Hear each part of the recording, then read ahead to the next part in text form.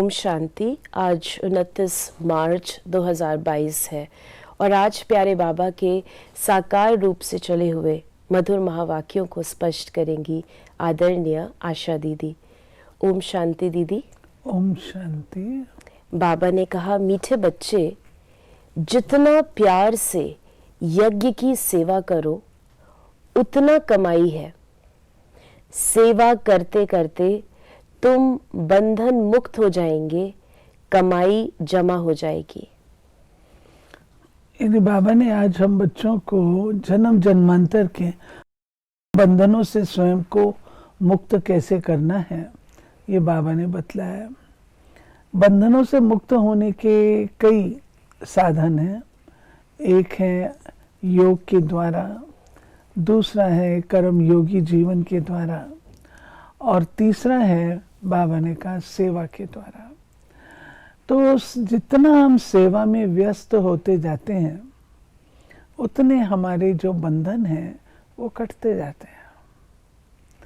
अनुभव ऐसा कहता है कि जो बच्चा बहुत सर्विसेबल है, उसके भले वो गृहस्थी है, लेकिन जो उसका पार्टनर है वो भी सेवा में बिजी हो जाता है। जो बेटा है वो भी लायक निकल आता है। पिता के ऊपर किसी भी प्रकार का बोझ नहीं। क्यों? क्योंकि सेवा में अपना जीवन दिया तो उससे उसका जो बच्चा है वो भी उतना लायक निकल आया। तो बंधन कट गए ना। उनकी युगल भी चली गई सेवा पे और बेटा भी अपना वेल सेटल्ड है। कोई प्रकार का बंधन नहीं रहा। ऐसे कई एग्जाम्पल्स हम देखते हैं। बहुत सारे एग्जाम्पल हैं। लेकिन हर आत्मा की अपनी नब्ज होती है, वो देखना होता है। इस बात को सुनकर भाई बहनों को ये नहीं लेना चाहिए कि हम सेवा में बिजी हो जाएं तो हमारे ऐसे बंधन नहीं। हर आत्मा की बैकग्राउंड होती है, हर आत्मा की अपनी शक्ति होती है, उसको देख करके ही राय दी जाती है। प्रश्न है, अपने को सदा खुशी में रखने की युक्ति कौन सी अपनानी है? अपने को सर्विस में बिजी रखो तो सदा खुशी रहेगी, कमाई होती रहेगी। सर्विस के समय आराम का ख्याल नहीं आना चाहिए।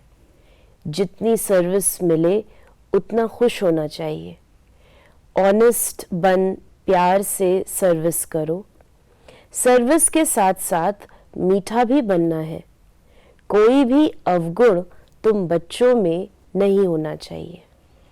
नहीं, बाबा ने सेवा को ही कहा है कि जितना हम प्यार से सेवा करते हैं, जितना सेवा में हम व्यस्त रहते हैं, उतना हमें खुशी मिलेगी। क्योंकि अन्य स्थानों पर हम सेवा करते हैं, मान लीजिए हम जॉब करते हैं, सेवा करते हैं, तो हमको लगता है कि हम एक नौकरी कर रहे हैं। लेकिन यहाँ पर जब हम करते हैं बाबा के घर में, तो हमको मालिकपन का आभास होता है, अपनेपन का आभास होता है, घर अपना महसूस होता है। उससे हमको खुशी भी मिलती है और शक्ति भी मिलती है और बड़ों से दुआएं भी मिलती हैं। एक बात जो हम लोगों को बड़े सिखाते थे और हम लोग अटेंशन रखते हैं, बड़ों ने हमें सिखाया है, कभी भी ना नहीं बोलना। कभी भी ना नहीं बोलना। क्यों? जब आप सेवा में सदा हाँ जी बोलेंगे तो बड़ों का विश्वास आप में बैठेगा कि ये ना नहीं बोलेगी। तो जब विश्वास बैठेगा बड़ों का, तो उनकी दुआएं भी तो मिलेंगी आपको कि आप वक्त पर उनको सहयोग देते हैं। जिस समय ज़रूरत है उस समय आप खड़े रहते हैं मैदान में, तो बड़ों का विश्वास बैठता है, बड़ों की दुआएं मिलती हैं, उनका सहयोग उपलब्ध होता है और हमें तो ताकत मिलती है क्योंकि हमने वक्त पर जो हाँ की है उसकी ताकत मिलती है। बाबा एक्स्ट्रा उजूरा देता है।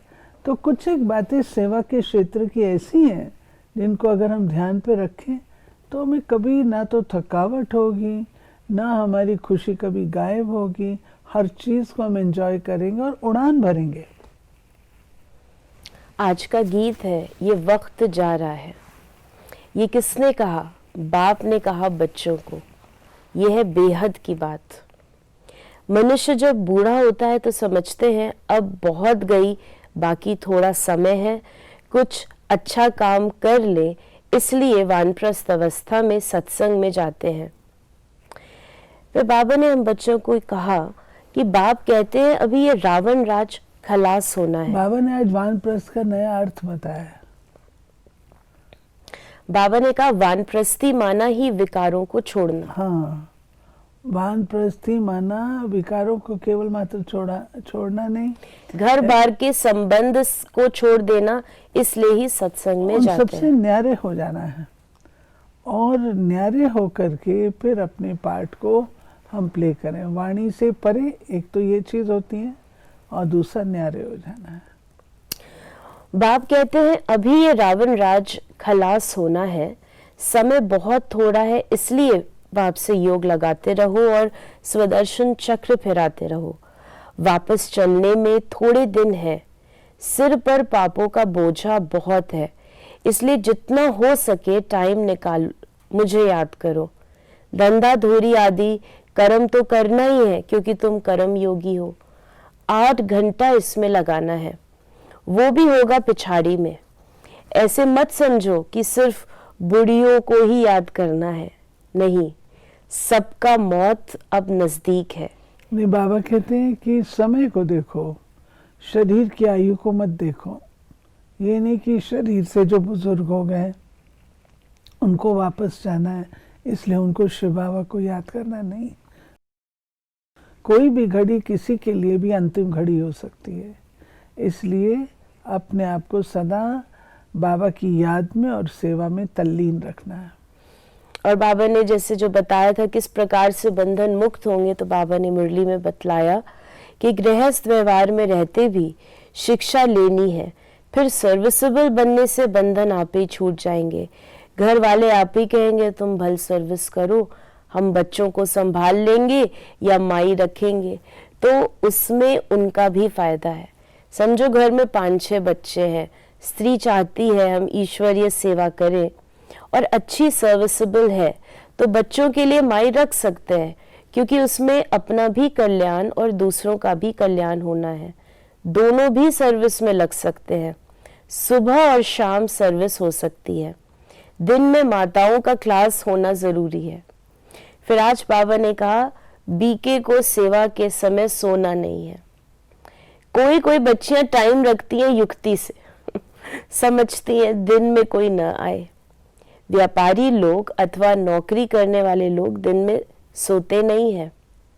यहाँ तो जितना बाबा के यज्ञ की सेवा करेंगे उतना कमाई ही कमाई है, बहुत फायदा है।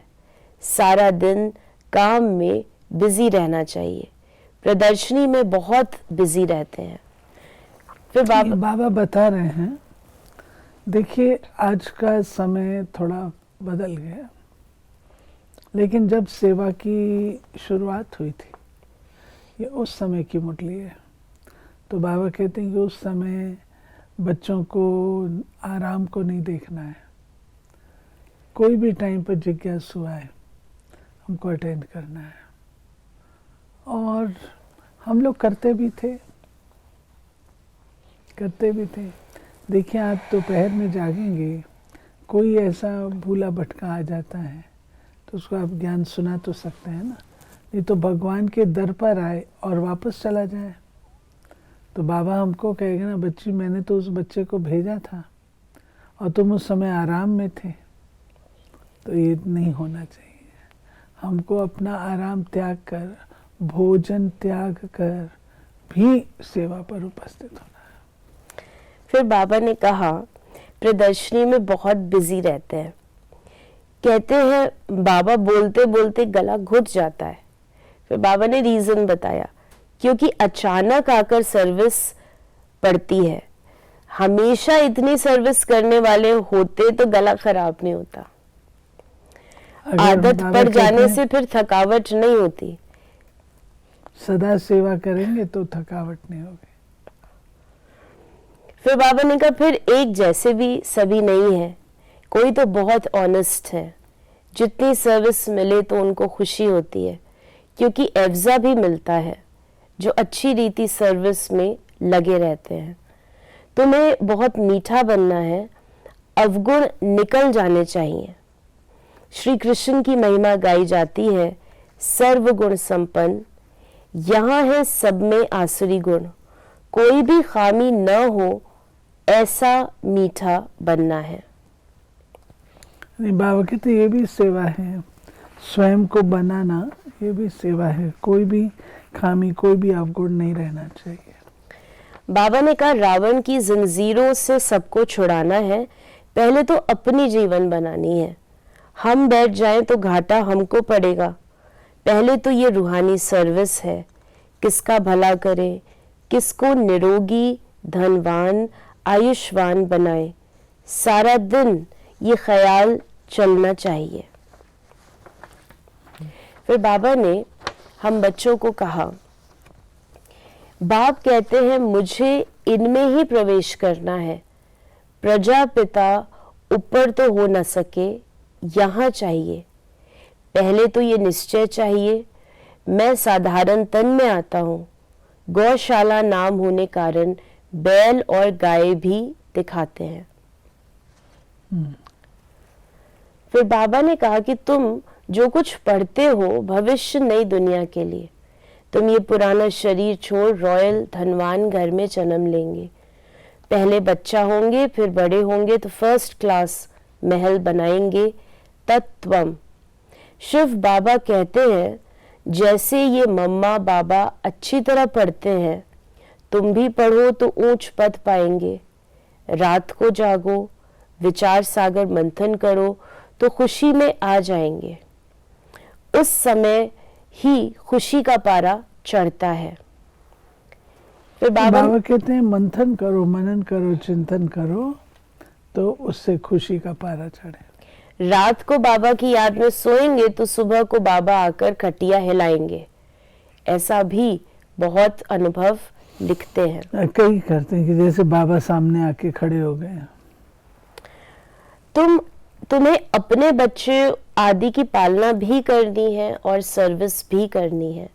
मम्मा बाबा को देखो कितने बच्चे हैं, वो है हद का गृहस्थ व्यवहार, ये बाबा तो बेहद का मालिक है, बेहद के भाई बहनों को समझाते हैं, ये सबका अंतिम जन्म है, बाप हीरे जैसा बनाने आए हैं, फिर तुम कौड़ियों के पिछाड़ी क्यों पड़ते हो, सुबह और शाम हीरे जैसा बनने की सर्विस करो, दिन में कौड़ियों का धंधा करो। नहीं, बाबा कहते हैं सवेरे शाम सेवा में लगाओ, ईश्वरीय सेवा में। ये गृहस्थियों के लिए भी है तो समर्पित वालों के लिए तो फुल डे है। दिन में भले अपनी लौकिक कमाई करो। फिर बाबा ने कहा फालतू संकल्प तो बहुत आएंगे, फिर भी पुरुषार्थ कर शिव बाबा को याद करते रहो, हार्ट फेल नहीं होना है। कई बच्चे लिखते हैं बाबा 15-20 वर्ष से बीमारी के कारण पवित्र रहते हैं, फिर भी मनसा बहुत खराब रहती है। बाबा लिखते हैं तूफान तो बहुत आएंगे, माया हैरान करेगी, पर विकार में नहीं जाना, ये तुम्हारे ही विकर्मों का हिसाब किताब है, योग बल से ही खत्म होगा, डरना नहीं है। माया बड़ी बलवान है, कोई को भी छोड़ती नहीं है। फिर बाबा ने कहा सर्विस तो अता है, जितना भी कोई करे। इस सेवा की कमी नहीं है। देखिए, हमको दादी प्रकाश मणि जी कहा करते थे, प्राय मैं उनको बात कहती, दादी आप मुझे इतना बिजी रख सकते हैं तभी मैं समर्पण होंगे। तो दादी जी कहते थे कि आप घर के मालिक हैं,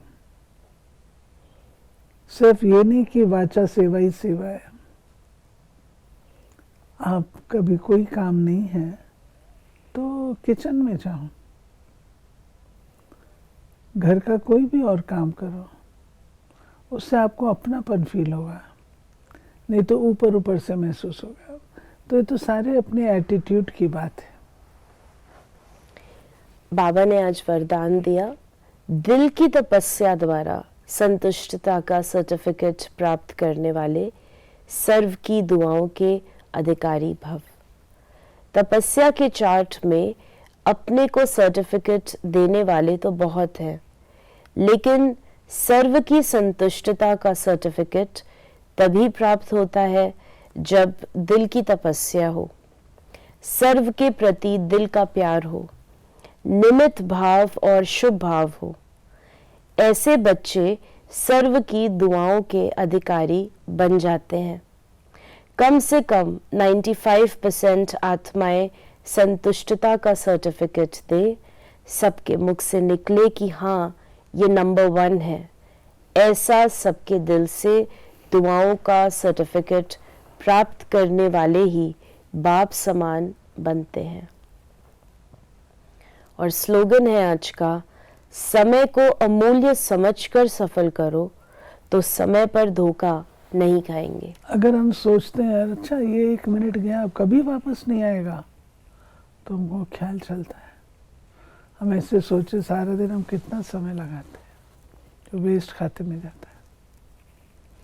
तो ये थे बाबा के आज के महावाक्यों का स्पष्टीकरण। यदि आपके मन में कोई भी सवाल है तो मैसेज या व्हाट्सएप करें 8826599309 पर। ओम शांति।